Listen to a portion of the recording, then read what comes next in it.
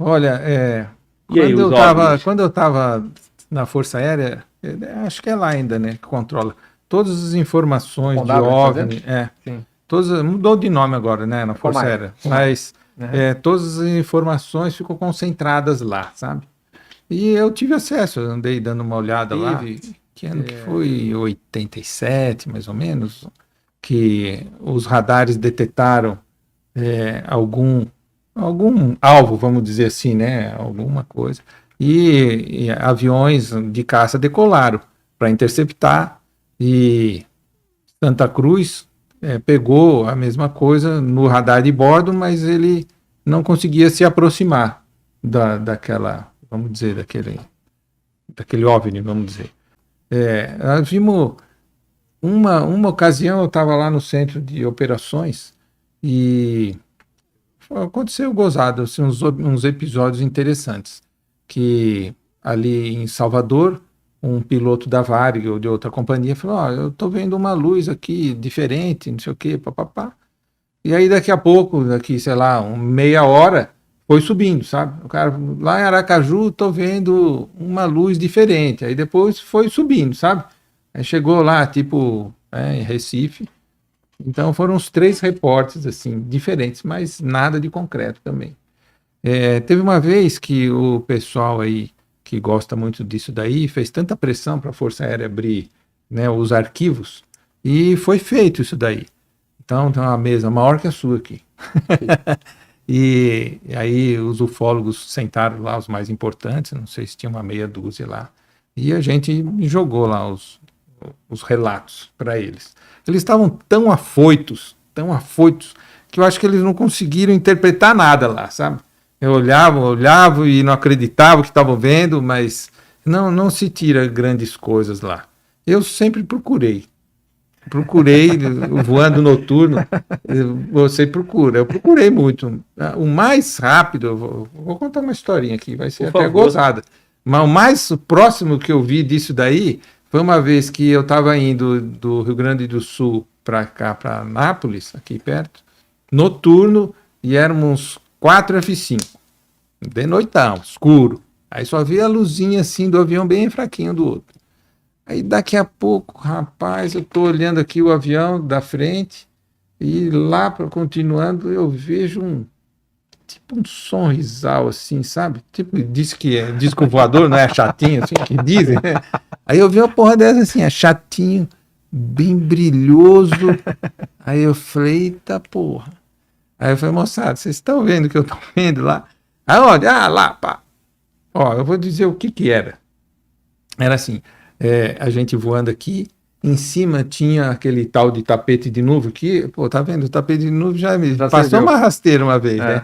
Aí esse tapete de nuvem era bem extenso, ia tinha lá perto do horizonte, né?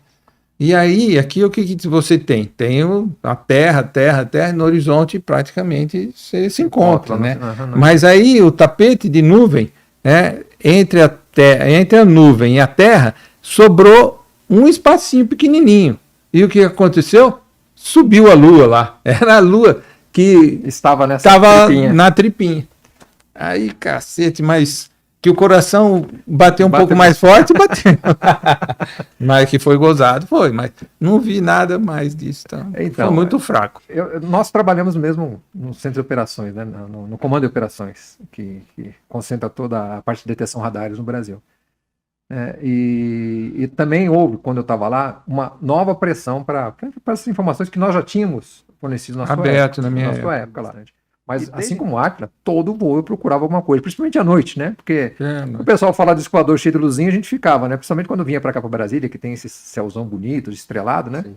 Então a gente vinha para cá nesses voos que a gente combatia contra o Mirage, vinha de Canoas para cá. Nesse caminho, eu tava ali o tempo todo olhando para ver se via alguma... Porque tinha... Querendo ser o cara que vai achar o homem. Vou achar porque é só de noite, né? E por que ele não vem de dia? É verdade. Mas por ter luzinha, né? Que o pessoal, todo mundo vê, eu ficava procurando. E nada. Mas hoje... Nada. E minha mãe, até hoje, ela jura que eu minto para ela, que eu já vi. Não... E alguma Força Aérea já relatou o próximo disso? Tem uma história que fala que lá na Área 51, foi até comentado isso em um podcast. Então... Estão guardando lá um segredo, o OVNI que tá lá.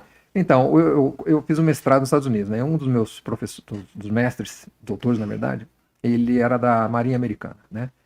E ele trabalhou em projetos, desenvolvimento de projetos da Marinha. E lá nessa área 51 voavam muitas coisas diferentes, né? Muitos projetos diferentes. E você passa com um avião desse rasante no meio do nada, no deserto dos Estados Unidos, e um gaiato vê, ele não sabe nem o que é.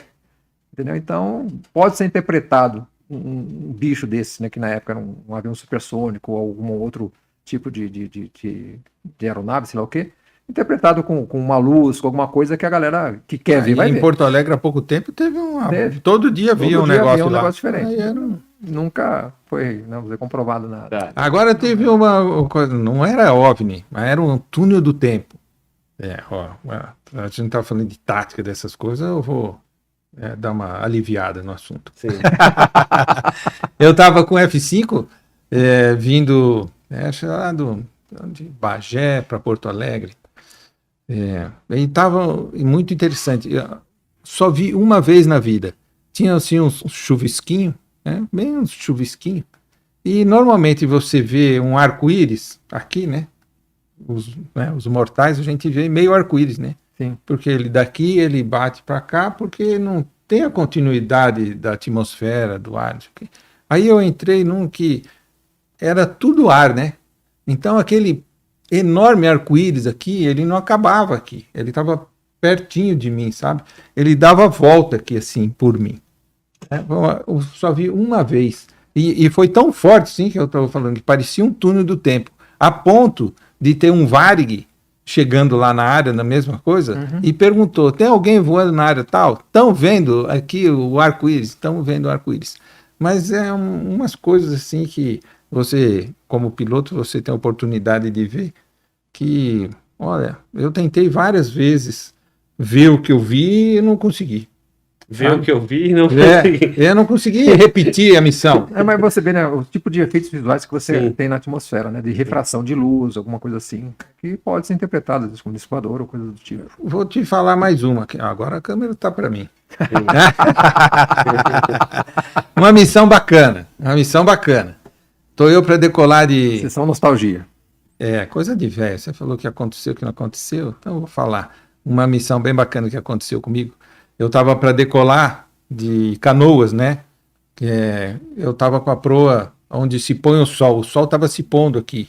Na minha frente eu estava para decolar, né? Aí com F5. Aí o sol se pôs. Aí eu decolei e a gente fez uma subida com a máxima performance do F5. Você decola, embala até 540 nós, dá uns 1.000 km por hora, e atinge 92% da velocidade do som e sobe. A gente até a subida chama subida rojão, né? Que a razão inicial dá 36 mil pés por minuto, dá 10 km por minuto. Você sobe. É muito rápido. É muito rápido, é muito bacana, sabe? Então, de tão rápido que eu estava subindo, aí eu subia mais do que o sol ia descendo, sabe? Pelo mundo, assim, que é redondo. Então, o que eu vi? Eu consegui ver de novo o sol que já tinha se posto. Pela razão de subida, eu consegui ver o sol nascendo. Para mim, parecia que estava nascendo, né? Que estava aparecendo, aumentando. É verdade. Né? É bacana. Então, esse dia que teve 2 pôr do sol e 2 nascer do sol. Né? Porque aí quando eu curvo, ainda não acabou, não. Continua. Não acabou, não. Fala mais. Quando eu estava vendo o sol aqui, eu estava em Porto Alegre, vendo o sol se pôr. Atrás aqui, né, no oeste de Porto Alegre, você tem o mar. Né? Quando eu curvei para o mar, o que tinha? A lua. A lua fazendo reflexo no mar. Tentei fazer isso mais 4 anos e não consegui. Mas, foi uma coisa fora do comum, mas foi bacana. O dia com 2 nascer do sol e 2 pôr do sol, porque eu vi o sol se pôr depois, que eu estava lá em cima. Da mesma forma... Essa daí é só para... Muitos viram óbvio, tá vendo? Né? Mas agora falei bastante besteira. E hoje em dia, né, conhecendo mais de radares, né, como a gente conhece, né, eu fiz até um curso de especialização na Inglaterra sobre guerra eletrônica, e reportando naquela época de 80 e poucos, os radares que nós tínhamos, tanto no F5 como no próprio rede de detecção, a gente vê, né, o quanto é precário, né, alguma coisa poder ser confundida com alvo, né, no radar. Você detectar alguma outra coisa que não seja realmente um alvo. Porque depende do tilt da antena, se a antena está virada para baixo, ela pode pegar o terreno e o terreno te falar que é um alvo e não é, pode estar virada para cima e não pegar nada. E varia muito, né, essa capacidade de detecção, tanto do avião, do radar a bordo, como do próprio solo. E houve esse relato aí da sua época, né, de 80, já era piloto de caça. Vai até um rapaz da sua turma, né, o Kleber, né, era da turma do Acha, que fomos junto com ele, que teve esse episódio da interceptação, ou chegou perto, mas não chegava nunca, né, mas eu também. Pode ser campo magnético, que uma hora interferiu tanto no radar de bordo dele, quanto no radar de solo, sabe? Acontecem umas coisas, chuva com isso, com aquilo lá. Acontece. Essa parte de detecção radar, ela não é uma ciência exata. Entendeu? Hoje em dia ele já evoluiu muito, né? A capacidade de detecção, o tratamento do sinal, do que é um objeto realmente detetável ou não, melhorou muito. Né? Antigamente era muito rústico, né? A parte da tecnologia de radares. Hoje já evoluiu bastante. E aí? Existe ou não existe? Para mim não existe. Eu tenho que ver para crer. Até hoje eu não vi nada parecido. E algum país... É muito egoísmo, né? O nosso planeta só tem a gente, né? Mas... Às vezes até é laser que você projeta para cima, né? Esses canhões, se você ficar projetando na nuvem, que nem você falou, uma camada, você vê aquele negócio deslocando para lá e para cá, que nem louco, e na verdade é uma luz. Tá vendo? A camada de novo. Então essa é a verdade sobre o OVNI. E até hoje... Camada de luz. Pode ser. Pode ser reflexo, pode ser refração do Sol, refração da Lua, alguma coisa na atmosfera que dê desses tipos de efeitos visuais, entendeu? Mas